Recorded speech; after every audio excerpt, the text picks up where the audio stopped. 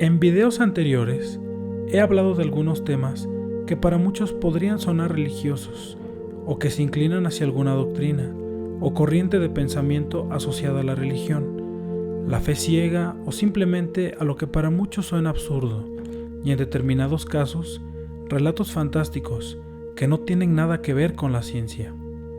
Bueno, eso no es del todo cierto. Como ya he comentado en ocasiones anteriores, los escritores y sabios de la antigüedad hablaban de ciencia tal y como la conocían en su tiempo. Revelaban verdades científicas que para empezar eran prohibidas por el sistema y que además no eran tan sencillas de enseñar y de comprender. Sería interesante abrir la mente y analizar que hace algunos milenios no tenían el lenguaje técnico científico que se conoce ahora. Por ejemplo, los antiguos nos explicaban que aquello que se puede ver está hecho de lo que no se puede ver. Entendamos que hace más de 2000 años no contaban con microscopios para poder observar lo que ahora conocemos de la materia. Pero eso no impidió que muchas culturas alrededor del globo estuvieran muy al corriente en temas de química y física, a tal grado que incluso en los días más actuales se siguen encontrando muchas congruencias entre lo que ya se conocía hace siglos con lo que la ciencia va descubriendo conforme transcurre el tiempo. Los escritores antiguos nos explican que la materia está compuesta por pequeñas porciones de la misma, a los cuales denominaban corpúsculos. En ese tiempo no se conocía el término átomo o electrones, así que expresaban su conocimiento de una manera que pudiera ser entendida tanto como fuese posible, sin comprometer la veracidad de las lecciones, así como su transmisión de humano en humano a través de épocas. Con el paso del tiempo, una tradición que fue oral se convirtió en tinta, pero debía ser expresada con cuidado para no ser destruida. Ahora bien, ¿qué tiene que ver lo que ya hemos estudiado anteriormente con la magia, con la verdadera magia? Tiene mucho que ver. Digamos que lo anterior son las primeras lecciones de una clase que posiblemente no termine mientras respiremos en este planeta, pero eso no debe ser desalentador. Por el contrario, un camino lleno de experiencias es un camino de éxito, y a pesar de que todos somos estudiantes, mientras aprendemos, practicamos y daremos testimonio a las generaciones postreras que es posible hacerlo, que la magia de la que tanto nos hablaron en el pasado es real, y que es posible para cada ser humano sobre la faz de la tierra. Esto no es un don especial, no se trata de algo que nos fuera dado al azar. La magia es inherente al ser humano, como el águila a volar o el león a rugir.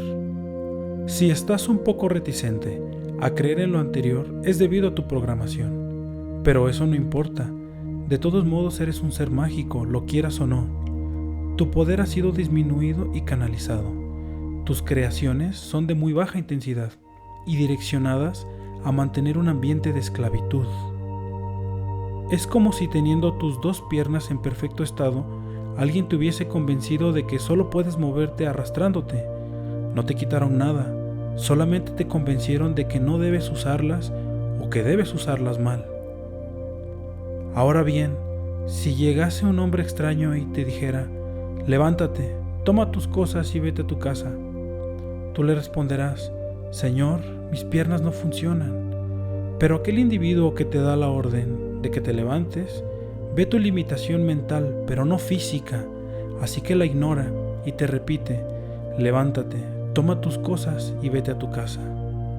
De la misma manera, la limitación que se está ejecutando en muchos seres humanos es de carácter mental y nada más. Es decir, la mayoría dice: no puedo hacerlo, o no creo que yo pueda hacer eso. Es lamentable que ni siquiera se den la oportunidad de probar qué pasaría si comienzan a usar sus mentes. Han vivido en piloto automático por mucho tiempo. No has elegido nada. Tu nombre no fue tu elección. El preescolar no fue tu elección. La educación no fue tu elección.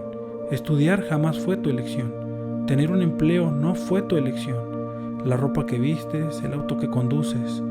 Solamente observaste lo que los demás hacían y te uniste a un rebaño que terminará con corazones vacíos, con sueños rotos, con lágrimas estallando en el piso, con infladas billeteras de extraños, con manos frías y dedos helados, aferrándose a lo que jamás pudo ser.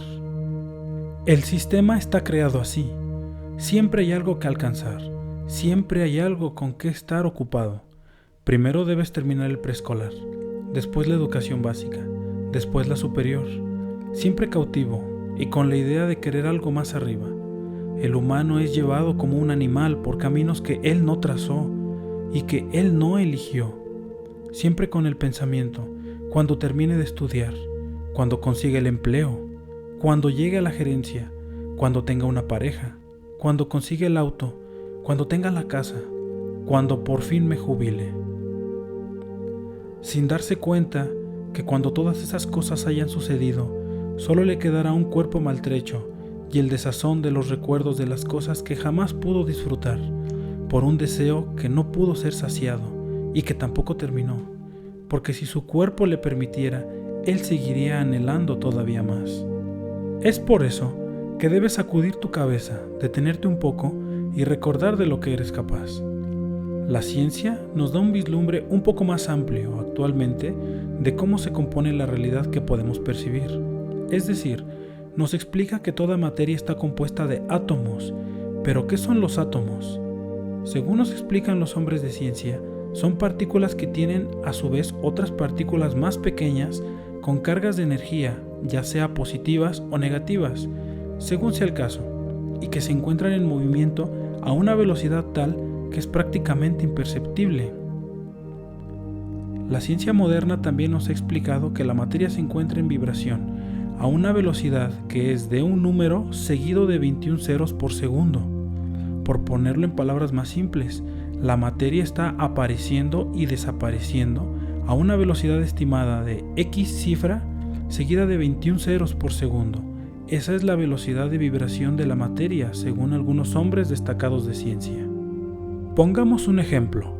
Si encendiéramos y apagáramos un bombillo en una habitación oscura a una velocidad de X cifra seguida de 21 ceros por segundo, seríamos incapaces de percibir los periodos de iluminación y los de oscuridad.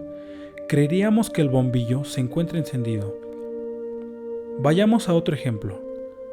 Imagina la rueda de una bicicleta y está girando a una velocidad constante de una revolución por minuto. Es una velocidad relativamente lenta, pero de este modo podríamos observar perfectamente el movimiento de la rueda, así como el movimiento de los radios de la rueda. Incluso podríamos atravesar un objeto entre los radios sin tocarlos. Podríamos introducir algún objeto y sacarlo a una velocidad mayor al giro de la rueda para así evitar el rozamiento del objeto con los radios de la rueda. Ahora bien, si pusiésemos a girar esa misma rueda a una velocidad de X cifra seguida de 21 ceros por segundo, lo único que veríamos sería una especie de disco sólido.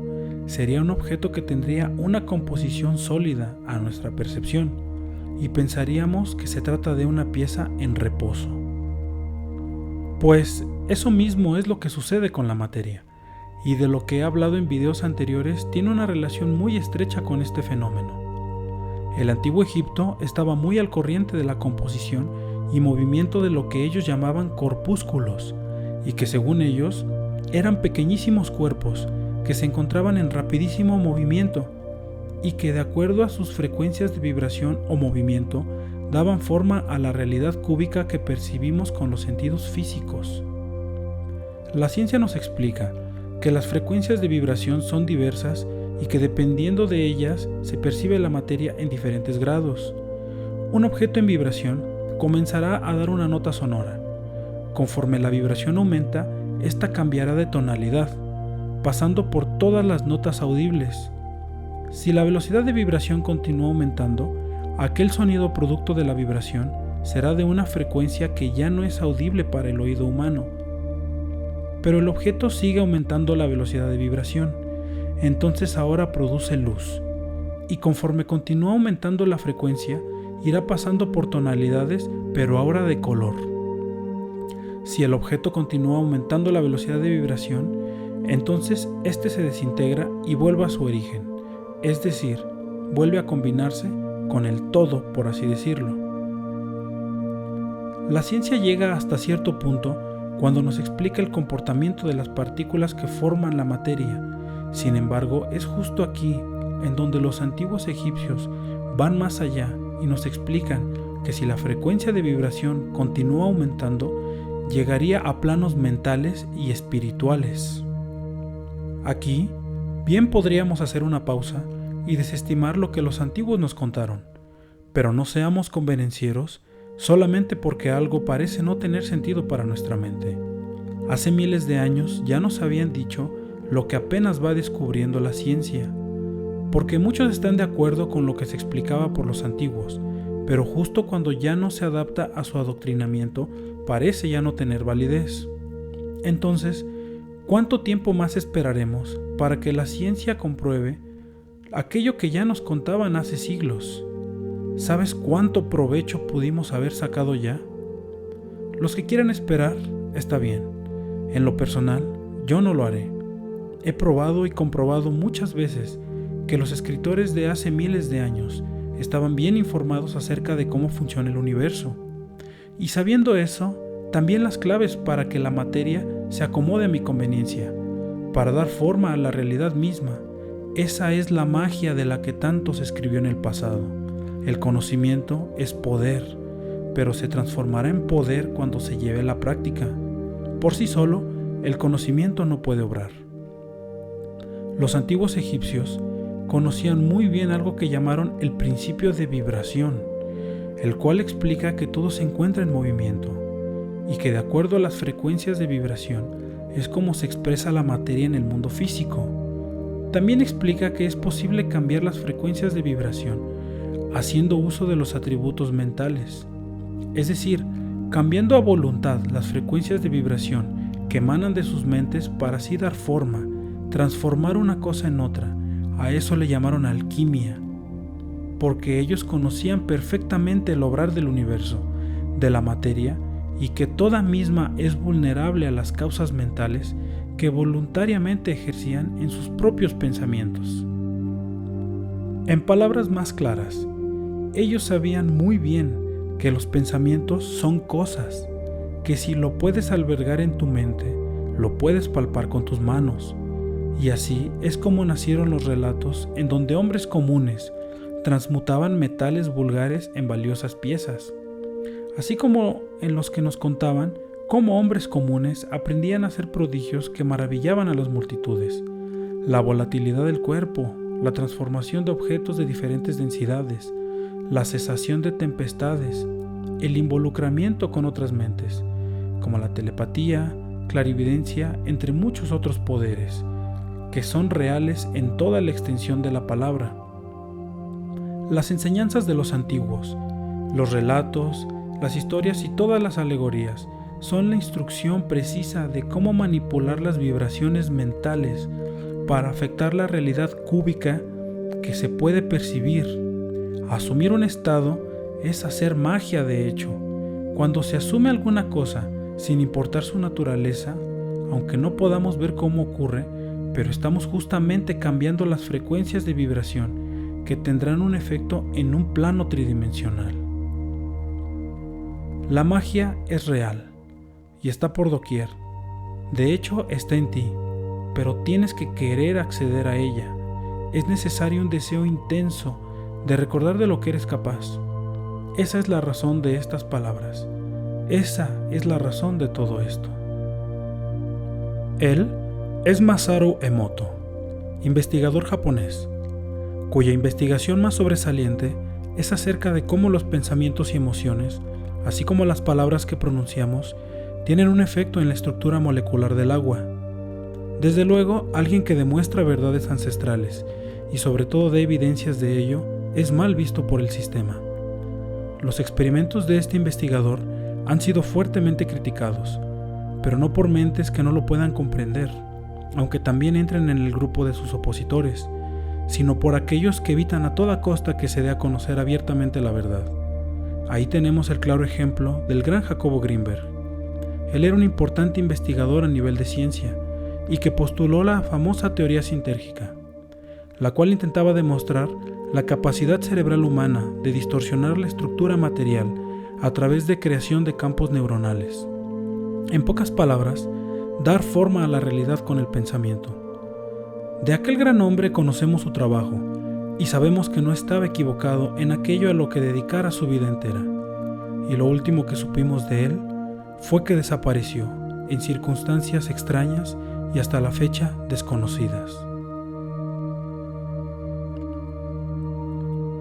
En la descripción de este video te voy a dejar los enlaces para que puedas leer totalmente gratis cualquiera de mis libros. También te dejaré los enlaces en caso de que gustes adquirirlos en Amazon.